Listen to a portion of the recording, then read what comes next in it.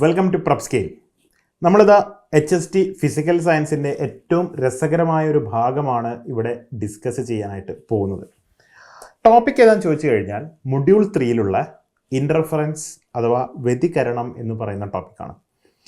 ഈ വ്യതികരണം എന്ന് പറയുന്ന ടോപ്പിക്കിൽ വളരെ ഇമ്പോർട്ടൻ്റ് ആയിട്ട് ഇപ്പം നമ്മൾ ശ്രദ്ധിക്കേണ്ട ഭാഗം എന്ന് പറയുന്നത് തരംഗങ്ങളുടെ കൂടിച്ചേരൽ തത്വം, അതായത് സൂപ്പർ പൊസിഷൻ പ്രിൻസിപ്പിളിനെ കുറിച്ച് നമുക്ക് നല്ലൊരു അറിവുണ്ടായിരിക്കണം. മറ്റൊന്ന് യങ്ങിൻ്റെ ഇരട്ട സ്ലിറ്റ് പരീക്ഷണം അഥവാ യങ്സ് ഡബിൾ സ്ലിറ്റ് എക്സ്പെരിമെൻ്റ് ആണ്. അത് വരെ ഒരു +2 ടോപ്പിക്കാണ്. ഇനി കുറച്ചും കൂടി ഒരു ഡിഗ്രി ലെവലിലേക്കൊക്കെ നമ്മൾ പോവുകയാണെങ്കിൽ മറ്റ് 2 ഇൻ്റർഫെറോമീറ്റർ എക്സ്പെരിമെൻറ്റുകളും കൂടി നമുക്ക് പഠിക്കാനുണ്ട്. എന്നാൽ ഇന്നത്തെ വീഡിയോയിൽ നമുക്കൊരു എന്ത് ചെയ്യാനുണ്ട്, നമ്മുടെ പ്രീവിയസ് ഇയർ ക്വസ്റ്റിനും ഒരു NCERT ലെവൽ ക്വസ്റ്റിനും അതുപോലെ തന്നെ ഒരു ഡിഗ്രി ലെവൽ ക്വസ്റ്റിനും ഞാനിന്ന് ഈ വീഡിയോയിൽ നിങ്ങൾക്ക് കാണിച്ചു തരും. അപ്പം ഇൻ്റർഫറൻസ് ടോപ്പിക്കിൽ നിന്നും വരാൻ സാധ്യത ഏറിയ ഭാഗങ്ങളാണ് നമ്മൾ എന്ത് ചെയ്ത് പഠിക്കേണ്ടത്, കൂടുതൽ ഫോഴ്സ് കൊടുത്ത് അല്ലെങ്കിൽ ഊന്നൽ കൊടുത്തുകൊണ്ട് നമ്മൾ എന്ത് ചെയ്യേണ്ടത്, പഠിക്കേണ്ടത്. അപ്പോൾ ഞാൻ ആദ്യം എന്താണ് വ്യതികരണം എന്നുള്ളതിൻ്റെ വളരെ ലളിതമായ ഡെഫിനിഷനാണ് നിങ്ങളോട് പറയാൻ പോകുന്നത്. എന്താണ്? 2 അതിലധികമോ തരംഗങ്ങൾ ഒരു ബിന്ദുവിൽ കൂടിച്ചേരുമ്പോൾ സൂപ്പർ പൊസിഷൻ നിയമം അനുസരിച്ച് ആ ബിന്ദുവിൻ്റെ ആകെ സ്ഥാനാന്തരം എല്ലാ തരംഗങ്ങളുടെയും ആകെ ആയതിക്ക് തുല്യമായിരിക്കും. ഇങ്ങനെ അവയുടെ ആയതിയുടെ ആകെ തുകയുള്ള മറ്റൊരു തരംഗമുണ്ടാവുന്നതിനെയാണ് വ്യതികരണം എന്ന് പറയുന്നത്.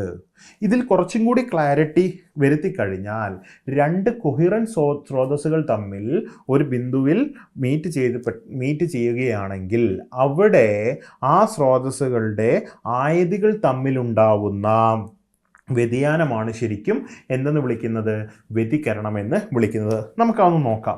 എൻ്റെ കയ്യിൽ 2 സ്രോതസ്സുകളുണ്ട്, പ്രകാശ സ്രോതസ്സുകൾ. ഒന്ന് S1 എന്ന് ഞാൻ വിളിക്കുന്നു, അതുപോലെ തന്നെ ഞാൻ S2 എന്ന് പറഞ്ഞ് വിളിക്കുന്നു. ഈ പ്രകാശ സ്രോതസ്സുകളുടെ പ്രത്യേകത എന്താണ്? ഈ പ്രകാശത്തിൻ്റെ പ്രത്യേകത എന്താണ്? ഇതൊരു വൈദ്യുത കാന്തിക തരംഗമാണ് അല്ലേ. അപ്പം നമ്മൾ അധികം എടുക്കുക എന്താണ്, ഈ തരംഗത്തിൻ്റെ വൈദ്യുത മണ്ഡലമാണ് എടുക്കുക, അതായത് ഇലക്ട്രിക് ഫീൽഡാണ് നമ്മളിവിടെ കൺസിഡർ ചെയ്യുക അല്ലേ. ആ വൈദ്യുത മണ്ഡലത്തിൻ്റെ എക്സ്പ്രഷൻ എന്താണ്? ഞാൻ ആദ്യത്തെ സ്രോതസ്സിൽ നിന്നും വരുന്ന വൈദ്യുത മണ്ഡലത്തിൻ്റെ എക്സ്പ്രഷൻ എഴുതുകയാണ്. E1 = E01 sin kx - ωt +φ1 എന്ന് എഴുതുന്നു. ഈ ഒരു എക്സ്പ്രഷൻ നിങ്ങൾ സാധാരണ തരംഗങ്ങൾ എന്ന് പറയുന്ന ഭാഗത്ത് പഠിച്ചിട്ടുണ്ടാവും, വാക്കുകളും ടേംസും ഒക്കെ പഠിച്ചിട്ടുണ്ടാവും. എന്നാലും ഞാൻ പറയുകയാണ്, E01 എന്ന് പറയുന്നതാണ് ഈ ഒന്നാമത്തെ പ്രകാശ സ്രോതസ്സിൻ്റെ ആയതി എന്ന് പറയുന്നത്, അതായത് ഫസ്റ്റ് സോഴ്സിൻ്റെ ആംപ്ലിറ്റ്യൂഡ് എന്ന് നമ്മൾ പറയും. K എന്ന് പറയുന്നതാണ് അവൻ്റെ പ്രൊപ്പഗേഷൻ സ്ഥിരാങ്കം അല്ലെങ്കിൽ പ്രൊപ്പഗേഷൻ കോൺസ്റ്റൻ്റ് എന്ന് വിളിക്കുന്നത്. ഈ പ്രൊപ്പഗേഷൻ കോൺസ്റ്റൻറ്റും അവൻ്റെ തരംഗ ദൈർഘ്യവും തമ്മിലൊരു ബന്ധമുണ്ട്. ആ തരംഗ ദൈർഘ്യവും പ്രൊപ്പഗേഷൻ സ്ഥിരാങ്കവും തമ്മിലുള്ള ബന്ധമാണ് 2π/λ എന്ന് പറയുന്നത്. അതുപോലെ X എന്ന് പറയുന്നത് എന്താണ്? X എന്ന് പറയുന്നത് ഈ പ്രകാശം സഞ്ചരിക്കുന്ന ദിശയാണ്, അല്ലെങ്കിൽ ഈ വൈദ്യുത മണ്ഡലം വൈദ്യുത കാന്തിക തരംഗം സഞ്ചരിക്കുന്ന ദിശയാണ് എന്തെന്ന് വിളിക്കുന്നത്, X എന്ന് വിളിക്കുന്നത്, അല്ലെങ്കിൽ പ്രൊപ്പഗേഷൻ ഡയറക്ഷൻ എന്നൊക്കെ നമുക്ക് പറയാം.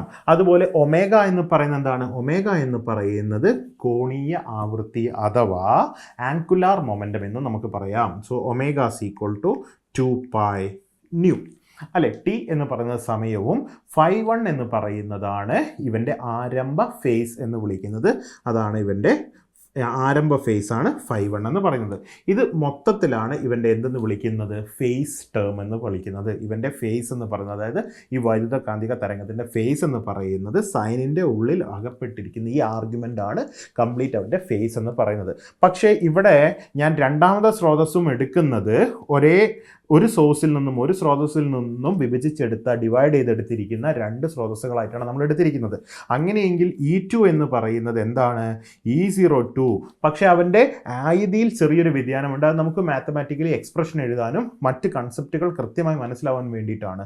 ശരിക്കുമുള്ള എക്സ്പെരിമെൻറ്റുകളൊക്കെ ആണെങ്കിൽ, പരീക്ഷണമൊക്കെ ആണെങ്കിൽ അവിടെ 2 പേരുടെ ആയതി സെയിം ആയിരിക്കും. അതാണ് നമ്മുടെ യങ്ങിൻ്റെ ഡബിൾ സ്ലിറ്റ് എക്സ്പെരിമെൻറ്റ് അല്ലെങ്കിൽ യങ്ങിൻ്റെ ഇരട്ട സ്ലിറ്റ് പരീക്ഷണത്തിൽ നമ്മൾ കാണുന്നത്. അപ്പോൾ E02 എന്ന് പറയുന്നത് എന്താണ്? E02 × sin kx - ωt +φ2 എന്ന് ഞാൻ എടുത്തു. ഇവിടെ രണ്ടാമത്തെ സ്രോതസ്സിൽ നിന്നും വരുന്ന പ്രകാശത്തിൻ്റെ ഫേസിൽ ചെറിയ ഒരു വ്യത്യാസമുണ്ട്. ആ ഫേസ് ചേഞ്ച് എവിടെ നിന്നാണ് വരുന്നത്? ഫേസ് വ്യതിയാനം എവിടെ നിന്നാണ് വരുന്നത്? രണ്ടാമത്തെ തരംഗത്തിനുണ്ടാവുന്ന ഫേസ് ഡിഫറൻസ് ഫേസിൽ ഉണ്ടാവുന്ന വ്യതിയാനമാണ്. ആ വ്യതിയാനം കൊടുക്കാൻ വേണ്ടിയാണ് ഞാൻ എന്ത് കൊടുത്തിരിക്കുന്നത്, φ2 എന്ന് കൊടുത്തിരിക്കുന്നത്. അതേ സ്ഥാനത്ത് ഇവരുടെ രണ്ടുപേരുടെയും പ്രൊപ്പഗേഷൻ സ്ഥിരാങ്കവും കോണീയ ആവൃത്തിയും എല്ലാം എന്ത് തന്നെയാണ്, സെയിം തന്നെയാണ്.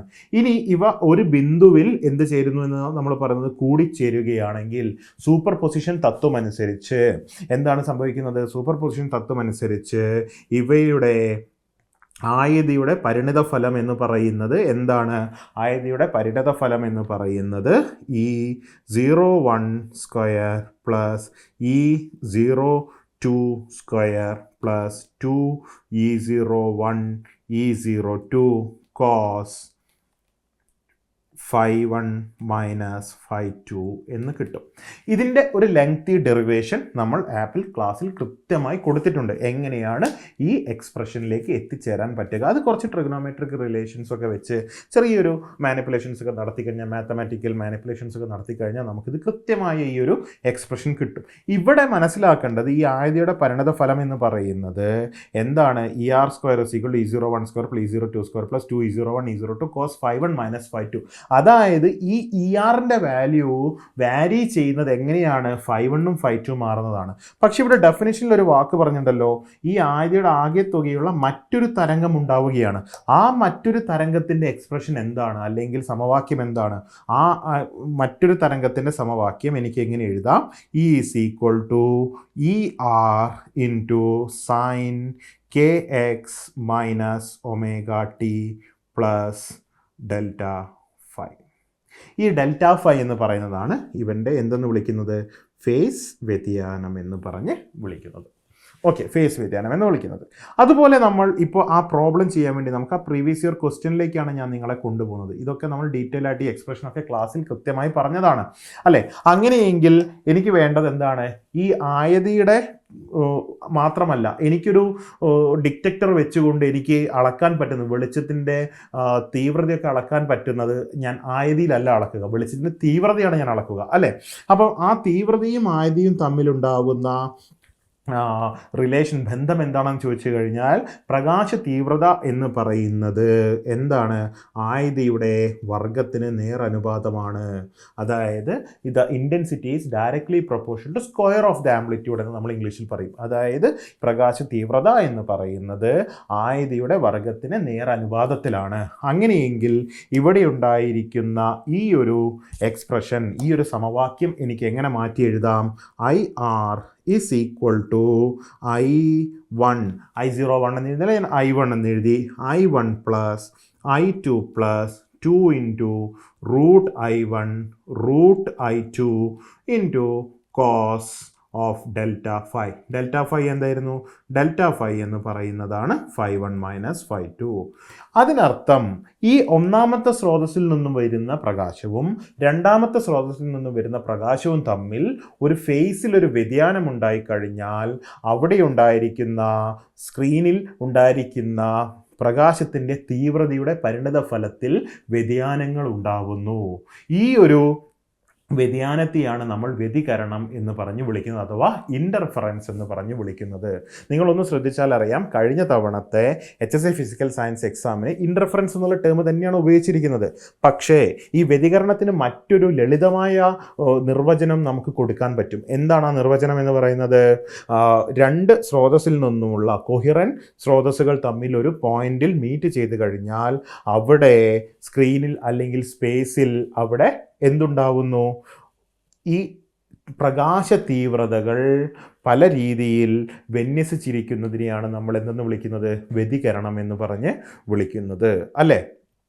അപ്പം ഈ ഒരു redistribution of intensity of light എന്നുള്ളതാണ് വളരെ ലളിതമായി പറഞ്ഞു കഴിഞ്ഞാൽ എന്തെന്ന് വിളിക്കുന്നത്, ഇൻ്റർഫറൻസ് എന്ന് പറഞ്ഞിരിക്കുന്നത്. അതേ സ്ഥാനത്ത് കൊഹിറൻ്റ് അല്ലാത്ത സ്രോതസ്സുകൾക്ക് ഒരിക്കലും എന്ത് കാണിക്കാനും പറ്റില്ല, ഇൻ്റർഫറൻസ് അഥവാ വ്യതികരണം കാണിക്കാൻ പറ്റില്ല. അത് ഒക്കെ ഡീറ്റെയിൽ ആയിട്ട് എന്തുകൊണ്ടാണ് ഇൻകൊഹിറൻറ്റ് സോഴ്സസ് എന്ന് വിളിക്കുന്നത്, എന്താണ് കൊഹിറൻ്റ് അല്ലാത്ത സ്രോതസ്സുകൾ വിളിക്കുന്നത്, എന്താണ് കൊഹിറൻറ്റ് സോഴ്സസ്, ഇത്രയും ഡീറ്റെയിൽഡ് കാര്യങ്ങളെല്ലാം നമ്മൾ ക്ലാസ്സിൽ കൊടുത്തിട്ടുണ്ട്. പക്ഷേ ഞാൻ മറ്റൊരു കാര്യം കൂടി പറയാനാണ് ഇവിടെ പോകുന്നത്. ഓക്കെ, അപ്പം ഞാൻ ആ വിഷയത്തിൽ നിന്നും മാറാതെ ഇവിടെ ഇൻറ്റൻസിറ്റിയുടെ ഈ പ്രകാശ തീവ്രതയുടെ മറ്റൊരു വേർഷൻ കൂടി ഇവിടെ പറയാൻ പോവുകയാണ്. ഇവിടെ പ്രകാശ തീവ്രത വാരി ചെയ്യണമെങ്കിൽ, അവർക്കൊരു വ്യത്യാസം വരണമെങ്കിൽ ആര് മാറണം? ഇവിടെ ΔΦ മാറണം. അതിനർത്ഥം ഒന്നാമത്തെ സ്രോതസ്സിൽ നിന്നും വരുന്ന പ്രകാശത്തിൻ്റെ ഫേസും രണ്ടാമത്തെ സ്രോതസ്സിൽ നിന്നും വരുന്ന പ്രകാശത്തിൻ്റെ ഫേസുകളും തമ്മിൽ ഒരേപോലെയാണെങ്കിൽ, അതായത് ഫേസിൽ ഒരു വ്യത്യാസവും ഇല്ല എങ്കിൽ എന്താണ് IRൻ്റെ വാല്യൂ? ഇവിടെ ഫേസിൽ ഒരു വ്യത്യാസവും ഇല്ല എങ്കിൽ ഇവ തമ്മിൽ ആഡ് ചെയ്യപ്പെടും, അല്ലെങ്കിൽ അവ തമ്മിൽ കൂടിച്ചേരും. ഇതിനെയാണ് നമ്മൾ നിർമ്മിത വ്യതികരണം അല്ലെങ്കിൽ കൺസ്ട്രക്റ്റീവ് ഇൻറർഫറൻസ് എന്ന് വിളിക്കുന്നത്. അവിടെ നിർമ്മിക്കപ്പെടുകയാണ് പുതിയൊരു തരംഗം, അവരുടെ എനർജി അവിടെ നിർമ്മിക്കപ്പെടുകയാണ്. അവിടെ പുതിയൊരു ആയതിയിൽ ഒരു തരംഗം സൃഷ്ടിക്കപ്പെടുകയാണ് ചെയ്യുന്നത്. ഓക്കെ, ഇനി അതേ സ്ഥാനത്ത് ഇവിടെ ആദ്യത്തെ പ്രകാശ സ്രോതസ്സിൽ നിന്നും വരുന്ന തരംഗവും രണ്ടാമത്തെ സ്രോതസ്സിൽ നിന്നും വരുന്ന തരംഗവും തമ്മിൽ ഒരു ഫേസ് ഡിഫറൻസ് ഉണ്ടെന്ന് കരുതുക. ഇവിടെ എത്രയാണ് ഇവരുടെ ഫേസ് ഡിഫറൻസ്? നേരെ മറഞ്ഞു കിടക്കുകയാണ്, അല്ലേ? ഒരു മിറർ ഇമേജ് പോലെ മറഞ്ഞു കിടക്കുകയാണ്. അപ്പോൾ ഉണ്ടാകുന്ന ഫേസ് ഡിഫറൻസ് എത്രയാണ്? അപ്പോൾ ഉണ്ടാകുന്ന ഫേസ് ഡിഫറൻസ് എന്ന് പറയുന്നത് π ആയി മാറാം. ഇവിടെ ഫേസ് ഡിഫറൻസ് എത്രയാണ്? ഇവരുടെ ഫേസ് വ്യതിയാനം എന്ന് പറയുന്നത് 0 അല്ലേ? അപ്പം ഇവിടെ എന്ത് സംഭവിക്കുന്നു? ഇവ തമ്മിലുള്ള ആയതികൾ എന്ത് ചെയ്യപ്പെടും? കുറയ്ക്കപ്പെടും. അങ്ങനെ കുറയ്ക്കപ്പെട്ട് കഴിഞ്ഞാൽ അവിടെ എന്ത് സംഭവിച്ചു? അവിടെ ഇൻറ്റൻസിറ്റി തീവ്രത ഒട്ടുമില്ലാതെയായി. ഇതിനെയാണ് നമ്മൾ വിനാശാത്മക വ്യതികരണം അഥവാ ഡിസ്ട്രക്റ്റീവ് ഇൻറർഫറൻസ് എന്ന് പറഞ്ഞ് വിളിക്കുന്നത്. അപ്പോൾ ചുരുക്കി പറഞ്ഞാൽ ഫേസ് ഡിഫറൻസ് എന്ന് പറയുന്നത് 2nπ ആയി കഴിഞ്ഞാൽ, എന്തുകൊണ്ടാണ് ΔΦ എന്ന് പറയുന്നത് π ആണെന്ന് കരുതുക, ΔΦ എന്ന് പറയുന്നത് 2π ആണെന്ന് കരുതുക. 2π എന്ന് പറഞ്ഞാൽ എന്താണ്? ഇവൻ ഒരു തവണ കൂടി സഞ്ചരിച്ച് വരുന്നുണ്ട്, ഒരു ലാംഡ ദൂരം അവൻ എന്ത് ചെയ്യുന്നുണ്ട്? സഞ്ചരിക്കുന്നുണ്ട്. അപ്പോഴാണ് ഇവനൊരു കറക്കം കറങ്ങുന്നുണ്ട്. ഒരു കറക്കം കറങ്ങുമ്പോൾ 2π ആയല്ലോ. അപ്പോൾ ഈ വേവിൻ്റെ, ഈ തരംഗത്തിൻ്റെ ആദ്യ ഭാഗം അഡീഷണൽ എത്ര ദൂരം സഞ്ചരിച്ചിട്ടുണ്ടാവും? ആദ്യ ഭാഗം കുറച്ച് ലാംഡ ദൂരം സഞ്ചരിച്ചിട്ടാണ് ആ ബിന്ദുവിൽ മീറ്റ് ചെയ്യുന്നത് എങ്കിൽ അവിടെ ഉണ്ടാവുന്ന ഈ വ്യതികരണം എന്ന് പറയുന്നത് എന്താണ്? നിർമ്മിത വ്യതികരണമാണ്. ഓക്കെ, അല്ലെങ്കിൽ ക്രിയാത്മക വ്യതികരണമാണ്, അല്ലെങ്കിൽ കൺസ്ട്രക്റ്റീവ് ഇൻറർഫറൻസ് ആണെന്നൊക്കെ പറയാം. അതേ സ്ഥാനത്ത് 2n+1 പൈയിലാണ് അവർ മീറ്റ് ചെയ്യുന്നത് എന്ന് വിചാരിക്കുക, കൂടിച്ചേരുന്നതെന്ന് കരുതുക. അതായത് π, 3π, 5π ഇങ്ങനെയൊക്കെ ആണെങ്കിൽ അവിടെ ഉണ്ടാവുന്നത് ഒരു ഡിസ്ട്രക്റ്റീവ് ഇൻറർഫറൻസ് ആണ്, അല്ലെങ്കിൽ എന്താണ്? വിനാശാത്മക വ്യതികരണമാണ് അവിടെ ഫോം ചെയ്യുക. അപ്പോൾ ഫേസ് ഡിഫറൻസ് 2n+1 π ആയി കഴിഞ്ഞാൽ അവിടെ എന്താണ്? ഡിസ്ട്രക്റ്റീവ് ഇൻറർഫറൻസും 2nπ ആയി കഴിഞ്ഞാൽ അവിടെ എന്താണ്? ഒരു കൺസ്ട്രക്റ്റീവ് ഇൻറർഫറൻസ് അല്ലെങ്കിൽ നിർമ്മിത വ്യതികരണം അവിടെ ഉണ്ടാവുന്നു. ഇത്രയും ഡീറ്റെയിലേക്കാണ് നമുക്ക് പ്രോബ്ലം ചെയ്യാൻ അത്യാവശ്യമായിട്ട് വേണ്ടത്. എന്നാൽ കുറച്ചും കൂടി ലളിതമായി നമുക്ക് ഇവനെ എല്ലാം കൂട്ടിച്ചേർത്തുകൊണ്ട് ഒരു ഒറ്റ സെന്റൻസിൽ എഴുതാം. ഒരേ ആവൃത്തിയുള്ള രണ്ട് തരംഗങ്ങളുടെ കാര്യത്തിൽ ഒരു തരംഗത്തിന്റെ ശൃംഗം മറ്റൊരു തരംഗത്തിന്റെ ശൃംഗത്തിനോട് തന്നെ ചേരുമ്പോൾ ആയതി ഇരട്ടിയാവുന്നു.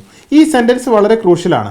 കാരണം ഇവിടെ ആയതിയുടെ ടേമിലാണ് പറഞ്ഞിരിക്കുന്നത് ഡെഫിനേഷൻ. എങ്ങനെയാണ്? ആയതിയുടെ ഡെഫിനേഷൻ എന്തായിരുന്നു? ആയതി എന്ന് പറയുന്നത് ER² എന്ന് പറയുന്നത് എത്രയായിരുന്നു? E01² plus E02² plus 2E01 E02 cos ΔΦ എന്നായിരുന്നു. അപ്പോൾ ഇവരുടെ ശൃംഗങ്ങൾ തമ്മിൽ കൂടിച്ചേരുമ്പോഴാണ്. ശൃംഗങ്ങൾ തമ്മിൽ കൂടിച്ചേരുമ്പോൾ എപ്പോഴാണ്? ശൃംഗങ്ങൾ കൂടിച്ചേരുക ഫേസ് ഡിഫറൻസ്, ഫേസ് വ്യതിയാനം എന്ന് പറയുന്നത് 0 ആവുമ്പോഴാണ്. അപ്പോൾ ഇവരുടെ ആയതി എത്രയായി മാറും എന്നാണ് പറഞ്ഞിരിക്കുന്നത്? 2 ഇരട്ടിയായി മാറുന്നു, അല്ലെ ഇരട്ടിയായി മാറുന്നു. ഇതിനെ നിർമ്മിതി വ്യതികരണം അഥവാ കൺസ്ട്രക്റ്റീവ് വ്യതികരണം എന്നാണ് പറയുന്നത്. ഒരു തരംഗത്തിൻ്റെ ശൃംഗം മറ്റൊരു തരംഗത്തിൻ്റെ ഗർത്തത്തോട് ചേരുമ്പോൾ ആകെ ആയതി 0 ആവുന്നതിനെ വിനാശാത്മക വ്യതികരണം എന്ന് പറയുന്നു. എങ്ങനെയാണ് വിനാശാത്മക വ്യതികരണം ഉണ്ടാവുന്നത്? ഇവിടെ ആദ്യത്തെ സ്രോതസ്സിൽ നിന്നും വരുന്ന തരംഗവും രണ്ടാമത്തെ സ്രോതസ്സിൽ നിന്നും വരുന്ന തരംഗത്തിൻ്റെയും ഇവൻ്റെ ശൃംഗവും ഇവൻ്റെ ഗർത്തവും തമ്മിൽ കൂടിച്ചേരുമ്പോൾ അവിടെ എന്ത് സംഭവിക്കുന്നു? അവിടെ അവൻ്റെ ആയതി 0 ആവുന്നു. ഈ ആയതി 0 ആവുന്നത് എങ്ങനെയാണ്? നമുക്കൊന്ന് മാത്തമാറ്റിക്കലി ഒന്ന് ചെയ്ത് നോക്കിയാലോ. ER² is equal to E01² plus E02² plus 2E01 E02 cos delta phi എന്നാണല്ലോ പറഞ്ഞത്. ആദ്യത്തെ കേസിൽ രണ്ട് ശൃംഖങ്ങളും തമ്മിൽ എന്ത് ചെയ്യാണ്? കൂടിച്ചേരുകയാണ്. ആദ്യത്തെ കേസിൽ രണ്ട് ശൃംഖങ്ങളും തമ്മിൽ കൂടിച്ചേരണമെങ്കിൽ അവിടെ ഡെൽറ്റ ഫൈ എന്തായിരിക്കണം? 0 ആയിരിക്കണം. 0 ആവുമ്പോൾ കോസ് 0ൻ്റെ വാല്യൂ എത്രയാണ്? 1 ആണ്. അങ്ങനെയെങ്കിൽ ER² എന്ന് പറയുന്നത് എത്രയാണ്? E01 square plus E02 square plus 2E01 E02 ആണ്. ഇത് ഏത് ഫോമിലാണുള്ളത്? A+B² ഫോമിലാണ്. അപ്പോൾ ER എന്ന് പറയുന്നത് എത്ര കിട്ടും? E01 പ്ലസ് E02 എന്ന് കിട്ടും.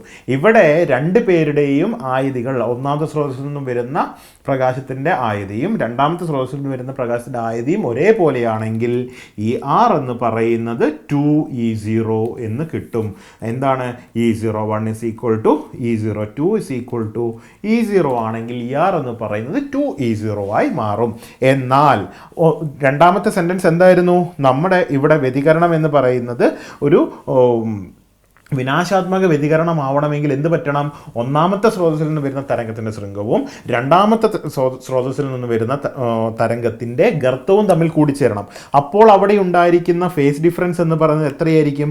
പൈ ആയിരിക്കും, അല്ലെങ്കിൽ 3π ആയിരിക്കും, അല്ലെങ്കിൽ 5π ആയിരിക്കും അല്ലേ? അങ്ങനെയെങ്കിൽ അവിടെ ഉണ്ടായിരിക്കുന്ന ആയതിയുടെ പരിണിത ഫലം എന്ന് പറയുന്നത് എത്ര വരും? ER² is equal to E01 square plus E02 square minus 2E01 E02 എന്നായിരിക്കും ഉണ്ടാവുക. ആ മൈനസ് എവിടെ നിന്നാണ് വരുന്നത്? കോസ് പൈ എന്ന് പറയുന്നത് -1 ആയി മാറുകയാണ് ചെയ്യുന്നത് അല്ലേ? അങ്ങനെയെങ്കിൽ ഇതെന്താണ്?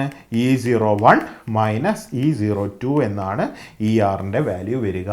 അവിടെ രണ്ടും സെയിം ആണെങ്കിൽ, ഒരേപോലെയാണെങ്കിൽ, നേരത്തെ പറഞ്ഞ പോലെ E0 ആണ് അവരുടെ ആയതിയുടെ വിലയെങ്കിൽ എന്ത് സംഭവിക്കുന്നു? ഇവിടെ ERൻ്റെ വില 0 മാറുന്നു എന്നാണ് ഈ സെൻറ്റൻസ് പറയുന്നത്. ഇത് ഏറ്റവും രസം. ഈ ഒരു ഭാഗങ്ങൾ, വ്യതികരണ ഭാഗങ്ങളും ഡിഫ്രാക്ഷനും പോളറൈസേഷൻ, ഇത്തരം ഭാഗങ്ങളൊക്കെ പഠിക്കാൻ നമുക്ക് ഏറ്റവും സുഖം എന്താണ്? അവയെ മാത്തമാറ്റിക്കലി ഇക്വേഷൻ, സമവാക്യങ്ങൾ വെച്ച് ഓർത്ത് വെച്ച് കഴിഞ്ഞാൽ പെട്ടെന്ന് നമ്മുടെ മനസ്സിൽ അവിടെ ഹൃദിസ്ഥമായി കിടക്കും. ഓക്കെ, അപ്പോൾ ഇതാണ് നമ്മുടെ യങ്ങിൻ്റെ ഇരട്ട സ്ലിറ്റ് എക്സ്പീരിമെൻ്റ് എന്ന് പറയുന്നത്, അല്ലെങ്കിൽ പരീക്ഷണം എന്ന് പറയുന്നത് അല്ലേ? ഇവിടെ നോക്കൂ, ഒരു സ്രോതസ്സിൽ നിന്ന് തന്നെ അവരെ കൊഹിറൻ്റ് ആക്കാൻ വേണ്ടി സ്പ്ലിറ്റ് ചെയ്ത് രണ്ട് സ്ലിറ്റുകളാക്കിയിട്ട് അവനെ സ്പ്ലിറ്റ് ചെയ്തിട്ടാണ് അവൻ എന്തിൽ പതിപ്പിക്കുന്നത്? സ്ക്രീനിൽ പതിപ്പിക്കുന്നത്. അങ്ങനെ സ്ക്രീനിൽ പതിപ്പിക്കുമ്പോൾ ഇവിടെ നിങ്ങൾക്ക് നോക്കാം, ഇവിടെ ഒരു നിർമ്മിതി വ്യതികരണവും ഇവിടെ ഒരു വിനാശാത്മക വ്യതികരണവും ഉണ്ടാവുന്നു. അതിനെ ഞാൻ ഡിസ്ട്രക്റ്റീവ് ഇൻ്റർഫറൻസ് എന്നും ഇവിടെ ഞാൻ കൺസ്ട്രക്റ്റീവ് ഇൻ്റർഫറൻസ് എന്നും വിളിക്കുന്നു. അതുപോലെ ഇവിടെ വീണ്ടും ഒരു നിർമ്മിതി വ്യതികരണവും ഇവിടെ ഒരു വിനാശാത്മക വ്യതികരണവും ഉണ്ടാവുന്നു. രണ്ട് അടുത്തടുത്ത് കിടക്കുന്ന വിനാശാത്മക വ്യതികരണ പാറ്റേണുകൾ തമ്മിലും അല്ലെങ്കിൽ രണ്ട് നിർമ്മിത വ്യതികരണ പാറ്റേൺ തമ്മിലും ഉണ്ടായിരിക്കുന്ന ദൂരത്തിനെയാണ് നമ്മൾ ഫ്രിഞ്ച് വിഡ്ത്ത് എന്ന് വിളിക്കുന്നത്. ആ ഫ്രിഞ്ച് വിഡ്ത്തിൻ്റെ സമവാക്യം എന്ന് പറയുന്നത് β λ⁴D ആണ്. അവ ചോദിക്കും ക്യാപിറ്റൽ ഡിയും സ്മോൾ ലെറ്റർ ഡിയും ഒക്കെ എന്താണെന്ന്. സ്മോൾ ലെറ്റർ ഡി എന്ന് പറയുന്നത്, സ്മോൾ ഡി എന്ന് പറയുന്നത് സ്ലിറ്റിൻ്റെ വിഡ്ത്താണ്. ക്യാപിറ്റൽ ഡി എന്ന് പറയുന്നത് ഈ സ്ലിറ്റും ഈ സ്ക്രീനും തമ്മിലുള്ള ദൂരമാണ് ക്യാപിറ്റൽ ലെറ്റർ ഡി എന്ന് പറയുന്നത്. സ്ലിറ്റ് എന്ന് പറയുന്നത് ഇരട്ട സ്ലിറ്റും സ്ക്രീനും തമ്മിലുള്ള ദൂരമായിരിക്കണം ഡി എന്ന് പറയുന്നത്. അതായത് എവിടെ നിന്നുമാണോ ഈ രണ്ട് സ്രോതസ്സുകൾ പുറപ്പെടുന്നത് അവ തമ്മിലും സ്ക്രീനും തമ്മിലുള്ള ദൂരമാണ് ഡി എന്ന് പറയുന്നത്. അതൊക്കെ നിങ്ങൾക്ക് ഈ ഫ്രണൽ ബൈപ്രിസം പരീക്ഷണം പഠിക്കുന്ന സമയത്ത് കൃത്യമായി മനസ്സിലാവും ഏതാണ് ഡി എടുക്കേണ്ടത് എന്നൊക്കെ. നമുക്കത് കൃത്യമായി തിയറി ക്ലാസ്സിൽ എന്താവാം, അതായത് നമ്മുടെ ആപ്പിലെ ക്ലാസ്സിൽ നമ്മൾ കൃത്യമായിട്ടത് പറഞ്ഞ് തന്നിട്ടുണ്ട്. ഓക്കെ, അതൊക്കെ നമുക്കിനി അടുത്ത സെഷനിൽ ഡിസ്കസ് ചെയ്യുന്ന സമയത്ത് നമുക്കത് നോക്കാം.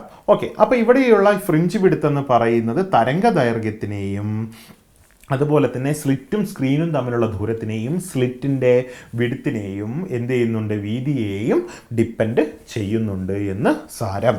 ഓക്കെ, ഇതിനെ ബേസ് ചെയ്തുകൊണ്ട് കഴിഞ്ഞ തവണ HSIക്ക് ഒരു എക്സാം ചോദിച്ചു. ഇതിനെ ബേസ് ചെയ്തുകൊണ്ട് കഴിഞ്ഞ തവണ HSIക്ക് ഒരു ക്വസ്റ്റ്യൻ ചോദിച്ചു പരീക്ഷയ്ക്ക്. ഓക്കെ, നമുക്കൊന്ന് നോക്കാം. ഒരു ഇൻ്റർഫെറോമീറ്ററിൽ ചുവന്ന പ്രകാശത്തിന് പകരം നീലപ്രകാശം കടത്തിവിട്ടാൽ ഇൻ്റർഫറൻസ് വിന്യാസത്തിൻ്റെ ബാൻഡ് വിഡ്ത്ത് എന്ത് സംഭവിക്കുമെന്നാണ് ചോദ്യം. 2018 HSI ഫിസിക്കൽ സയൻസിന് ചോദിച്ച ചോദ്യമാണിത്. അപ്പം നമുക്കറിയണം ബാൻഡ് വിഡ്ത്തിൻ്റെ സമവാക്യം എന്ന് പറയുന്നത് beta equal to lambda capital D by D ആണ്, അല്ലേ? ക്യാപിറ്റൽ ഡി എന്ന് പറയുന്നത് എന്താണെന്ന് നമ്മൾ പറഞ്ഞു, സ്മോൾ ലെറ്റർ ഡി എന്ന് പറയുന്നത് എന്താണെന്ന് നമ്മൾ പറഞ്ഞു. അങ്ങനെയെങ്കിൽ ഇവിടെ ലാംഡയാണ് മാറുന്നത്, തരംഗ ദൈർഘ്യമാണ് മാറുന്നത്. ഇവിടെ നീലപ്രകാശം, ചുവന്ന പ്രകാശത്തിന് പകരം നീലപ്രകാശം കടത്തിവിടുകയാണ്. എല്ലാവർക്കും അറിയാം ചുവന്ന പ്രകാശത്തിൻ്റെ തരംഗ ദൈർഘ്യം എന്ന് പറയുന്നത് നീലപ്രകാശത്തിൻ്റെ തരംഗ ദൈർഘ്യത്തെക്കാൾ വളരെ കൂടുതലാണ്. അതായത് ചുവന്ന പ്രകാശത്തിൻ്റെ തരംഗ ദൈർഘ്യം എന്ന് പറയുന്നത് 650 മുതൽ 700 നാനോമീറ്റർ വരെയാണെങ്കിൽ ഈ നീല വെളിച്ചത്തിൻ്റെത് എന്ന് പറയുന്നത് 420 മുതൽ 450 നാനോമീറ്റർ വരെയൊക്കെ വരും, റേഞ്ചാണത്. ഓക്കെ, അപ്പോൾ എന്തായാലും അവിടെ തരംഗ ദൈർഘ്യം കുറയുകയാണ് ചെയ്യുന്നത്. തരംഗ ദൈർഘ്യം കുറയുന്ന സമയത്ത്, ലാംഡ കുറയുന്ന സമയത്ത് ബീറ്റ എന്ത് ചെയ്യുന്നു? കുറയുന്നു എന്നുള്ളതാണ് ശരി ഉത്തരം. So C is the correct answer. Okay, അപ്പോൾ അത്രയും ലളിതമാണ് ചോദ്യം. ആ ലളിതമായ ചോദ്യം കഴിഞ്ഞ തവണ ചോദിച്ചെങ്കിൽ പോലും നമുക്ക് കുറച്ചും കൂടി ഒരു ലെവൽ കൂടിയ ചോദ്യം ഇത്തവണ നമുക്കൊന്ന് പ്രതീക്ഷിക്കാം, അല്ലേ? നമുക്കൊന്നും മിസ്സായി പോരുത്. അതുകൊണ്ട് തന്നെ അടുത്തൊരു +2 ലെവൽ ചോദ്യത്തിലേക്ക് നമുക്കൊന്ന് കിടക്കാം. ഒരു ഇരട്ട സ്ലിറ്റ് പരീക്ഷണത്തിൽ സ്ലിറ്റിൻ്റെ വീതി പകുതിയാവുകയും സ്ലിറ്റും സ്ക്രീനും തമ്മിലുള്ള ദൂരം ഇരട്ടിയാവുകയും ചെയ്താൽ ബാൻഡ് വിഡ്ത്ത് എന്താകും എന്നാണ് ചോദ്യം. ചുരുക്കി പറഞ്ഞാൽ ഇവിടെ ബാൻഡ് വിഡ്ത്തിൻ്റെ ഇക്വേഷൻ സമവാക്യം തന്നെയാണ് നമ്മൾ ഉപയോഗിക്കേണ്ടത്. അതായത് ലാംഡ ഡി ബൈ ഡി എന്ന് പറയുന്ന സമവാക്യം തന്നെയാണ് നമ്മൾ ഉപയോഗിക്കേണ്ടത്. എന്നാൽ ഒന്ന് നോക്കൂ, ഇവിടെ ഉണ്ടായിരിക്കുന്നത് ആരൊക്കെ മാറ്റി? ഇവിടെ തരംഗ ദൈർഘ്യം മാറ്റാതെ ആരെ വെച്ചു? ക്യാപിറ്റൽ ഡിയും സ്മോൾ ലെറ്റർ ഡിയുമാണ് മാറ്റിയിരിക്കുന്നത്. ആരാണത്? സ്ലിറ്റും സ്ക്രീനും തമ്മിലുള്ള ദൂരവും സ്ലിറ്റുകൾ തമ്മിലുള്ള സ്ലിറ്റ് വിഡ്ത്തുമാണ് ഇവിടെ മാറ്റം വരുത്തിയിരിക്കുന്നത്. അപ്പം ഈ ഡി എന്താക്കി എന്നാണ് പറയുന്നത്? ഡി ഇരട്ടിയാക്കി, അല്ലേ? സ്ക്രീനും സ്ലിറ്റും തമ്മിലുള്ള ദൂരം ഇരട്ടിയാക്കി. അപ്പോൾ പുതിയ ദൂരം എന്ന് പറയുന്നത് ഡി ഡാഷ് എന്ന് പറയുന്നത് 2Dയും അതുപോലെ തന്നെ സ്ലിറ്റിൻ്റെ വീതി പകുതിയാക്കുകയും ചെയ്തു. അതായത് സ്ലിറ്റ് വിഡ്ത്ത് എന്ന് പറയുന്നത് ഡി ബൈ 2 ആദ്യത്തിനെയും കാട്ടും പകുതിയാക്കുകയും ചെയ്തു. അങ്ങനെയെങ്കിൽ പുതിയ ബാൻഡ് വിഡ്ത്ത് എന്ന് പറയുന്നത് അല്ലെങ്കിൽ ഫ്രിഞ്ച് വിഡ്ത്ത് എന്ന് പറയുന്നത് എന്താണ്? പുതിയ ഫ്രിഞ്ച് വിഡ്ത്ത് എന്ന് പറയുന്നത് ലാംഡ സെയിം ആണ്, D dash by D dash ആണ്. ഇതൊന്ന് സബ്സ്റ്റിറ്റ്യൂട്ട് ചെയ്യൂ. Lambda into 2D divided by d by 2 which is equal to 4 lambda d by d. അതായത് ഫ്രിഞ്ച് വിഡ്ത്ത് എന്ന് പറയുന്നത് അല്ലെങ്കിൽ ഇവൻ്റെ ബാൻഡ് വിഡ്ത്ത് എന്ന് പറയുന്നത് 4 ഇരട്ടിയാകും. നമുക്കൊന്ന് അടുത്ത ഒരു ക്വസ്റ്റ്യൻ, ഒരു ഡിഗ്രി ലെവൽ ക്വസ്റ്റ്യൻ നമുക്കൊന്ന് നോക്കാം. 2 ഏകവർണമായ പ്രകാശരശ്മികളുടെ തീവ്രത I1 ആൻഡ് I2 ആയെന്നിരിക്കെ അവ തമ്മിൽ നിർമ്മിതി വ്യതികരണം സംഭവിക്കുകയും ആ തീവ്രത 100 മില്ലി വാട്ടായി അളക്കുകയും ചെയ്യുന്നു. രണ്ടെണ്ണത്തിൽ ഏതെങ്കിലും ഒരു രശ്മിയുടെ ഫേസ് 60 ഡിഗ്രിയിലേക്ക് മാറിയപ്പോൾ നിർമ്മിതി വ്യതികരണത്തിന്റെ തീവ്രത 84 വാട്ടായി കുറയുകയും ചെയ്തു. അങ്ങനെയെങ്കിൽ I1 ആൻഡ് I2വിന്റെ വില എത്രയാണ് എന്നാണ് ചോദ്യം. നമുക്ക് ഇവിടെ ഈ ചോദ്യത്തിൽ നമ്മുടെ ആദ്യത്തെ ഇക്വേഷൻ അങ്ങ് ഉപയോഗിക്കാം. ഏതാണ്? നമ്മുടെ പ്രകാശ തീവ്രതയുടെ ഇക്വേഷൻ നമ്മൾ കണ്ടെത്തിയിരുന്നല്ലോ. പ്രകാശ തീവ്രതയുടെ പരിമാണം എത്രയാണ്? IR is equal to I1 plus I2 plus 2 into root I1 I2 cos delta phi എന്ന് കൊടുക്കാം, അല്ലേ? എന്നാൽ ഇവിടെ നോക്കൂ, ആദ്യത്തെ കേസിൽ അവന് നിർമ്മിതി വ്യതികരണമാണ് സംഭവിക്കുന്നത്. നിർമ്മിതി വ്യതികരണം സംഭവിക്കുക എന്ന് പറഞ്ഞു കഴിഞ്ഞാൽ ഞാൻ പറഞ്ഞിരുന്നു എന്താണ്? ഡെൽറ്റ ഫൈ 0 ആവാം, 2π ആവാം. ഇവന്റെ വില എത്രയായിരിക്കും? 1 ആയിരിക്കും. അങ്ങനെയെങ്കിൽ IR എന്ന് പറയുന്നത് I1 plus I2 plus 2 into root I1 I2 എന്ന് എഴുതാം, അല്ലെ? അങ്ങനെ അവൻ കൊടുത്തിരിക്കുന്നത് കംപ്ലീറ്റ്ലി അവന് കൺസ്ട്രക്റ്റീവ് ഇന്റർഫറൻസ് നടന്ന് 100 മില്ലി വാട്ടായി മാറിയിരിക്കുന്നു, അല്ലെ? അവന്റെ പ്രകാശ തീവ്രത 100 മില്ലി വാട്ടായി മാറിയിരിക്കുന്നു. ഇനി രണ്ടാമത്തെ രശ്മിയിലോ ഒന്നാമത്തെ രശ്മിയിലോ എന്തോ ഒരു മാറ്റം വരുത്തിക്കൊണ്ട് അവർ തമ്മിലുള്ള ഫേസ് ഡിഫറൻസ്, ഫേസ് വ്യതിയാനം എത്രയായി മാറ്റി? 60 ഡിഗ്രിയായി മാറി. അങ്ങനെയെങ്കിൽ ഡെൽറ്റ ഫൈന്റെ വാല്യൂ എത്രയാണ്? 60 ഡിഗ്രിയായി മാറി. അങ്ങനെയെങ്കിൽ പുതിയ സമവാക്യം എത്രയാണ്? അവരുടെ പ്രകാശ തീവ്രതയും മാറി. എത്രയാണ്? 84 milliwatt is equal to I1 plus I2 plus 2 into root I1 I2 cos 60യുടെ വാല്യൂ 1/2 ആണ്, അല്ലെ? അപ്പൊ ഈ 2 ഉം 2 ഉം അങ്ങ് കട്ട് ചെയ്ത് പോയി. ഇനി ഇത് വളരെ എളുപ്പമല്ലേ? ഇത് സമവാക്യം 1, ഇത് സമവാക്യം 2 എന്ന് ഞാൻ വിളിക്കുന്നു. ഇനി 100-ൽ നിന്നും 84 പോയി കഴിഞ്ഞാൽ 16 മില്ലി വാട്ട് എന്ന് കിട്ടും. വിച്ച് ഇസ് ഈക്വൽ ടു ഇവനും കട്ട് ചെയ്തു പോകും, i2 കട്ട് ചെയ്തു പോകും. പിന്നെ എന്തേ ഉള്ളൂ? 2 × √i1i2 എത്ര കിട്ടും? √i1i2 എന്ന് കിട്ടും. ഞാൻ രണ്ട് സൈഡിലും വർഗ്ഗമെടുത്തു അല്ലെങ്കിൽ സ്ക്വയർ ചെയ്തു. എന്ത് കിട്ടി? 256 മൈക്രോ വാട്ട് എന്നുള്ളത് എന്തായി മാറും? Which is equal to i1i2 എന്നായി മാറും. അവിടെ ഞാൻ ആ യൂണിറ്റ് അങ്ങ് മാറ്റി, മൈക്രോ വാട്ടിലേക്കുള്ള മാറ്റി. ഇനി i1 i2 മൾട്ടിപ്ലൈ ചെയ്താൽ 256 മൈക്രോ വാട്ട് കിട്ടണം. അപ്പൊ 2 മില്ലി വാട്ടിലായിരിക്കണല്ലോ. ഇത് ഓപ്ഷനിൽ നോക്കി ആൻസർ എഴുതിയാൽ പോരെ. 46 × 16 ചെയ്താൽ കിട്ടുമോ? ഇല്ല. 92 × 8 ചെയ്താൽ കിട്ടുമോ? ഇല്ല, കിട്ടില്ല. 10 × 9 ചെയ്താൽ കിട്ടുമോ? കിട്ടില്ല. 64 × 4 മില്ലി വാട്ട് ചെയ്താൽ 256 മൈക്രോ വാട്ട് എന്ന് കിട്ടും. സോ ആൻസർ ഈസ് i1 i2ന്റെ വാല്യൂ എത്രയാണ്? 64. ഒന്നിന്റെ വാല്യൂ എത്രയാണ്? 4 ഇങ്ങനെയാണ് നമുക്ക് പ്രോബ്ലം വരിക. ചിലപ്പോൾ ന്യൂമറിക്കൽ ടൈപ്പ് പ്രോബ്ലം HSTക്ക് ചോദിച്ചു കഴിഞ്ഞാൽ നമുക്ക് ഈ ഒരു ചോദ്യവും പ്രതീക്ഷിക്കാം. അപ്പൊ നമ്മൾ 3 ലെവലുള്ള സാധനങ്ങൾ കണ്ടു. ഒന്ന്, ഏറ്റവും ആദ്യം നമ്മുടെ ഫിസിക്കൽ സയൻസിന്റെ പ്രീവിയസ് ഇയർ ക്വസ്റ്റ്യനിൽ ഉണ്ടായിരിക്കുന്ന കൺസെപ്റ്റ് ഓറിയന്റഡ് കാര്യങ്ങളും, പിന്നെ അതുപോലെ തന്നെ ന്യൂമറിക്കൽ ആൻഡ് കൺസെപ്റ്റ് ഓറിയന്റഡ് ആയിട്ടുള്ള +2 ലെവൽ ചോദ്യവും, കൺസെപ്റ്റും ന്യൂമറിക്കലും നല്ല ഹെവി ആയിട്ട് നമ്മളോട് ചോദിക്കാൻ സാധ്യതയുള്ള രീതിയിലുള്ള ഒരു പ്രോബ്ലവുമാണ് നമ്മൾ ഇന്ന് ഡിസ്കസ് ചെയ്തിരിക്കുന്നത്. ഇനി ഇതിൽ വളരെ കണ്ണിങ് ആയിട്ടുള്ള ക്വസ്റ്റ്യൻസ് വരും. അതിന് വ്യതികരണത്തിന്റെ ലൈൻ റെഫറൻസിന്റെ വെൽ ഡീറ്റെയിൽഡ് ആയിട്ടുള്ള ക്ലാസ്സുകൾ നമുക്ക് കാണണം അല്ലെങ്കിൽ പഠിക്കണം. അത് അടുത്ത ക്ലാസ്സുമായിട്ട് ഞാൻ നിങ്ങളുടെ മുന്നിൽ വരാം.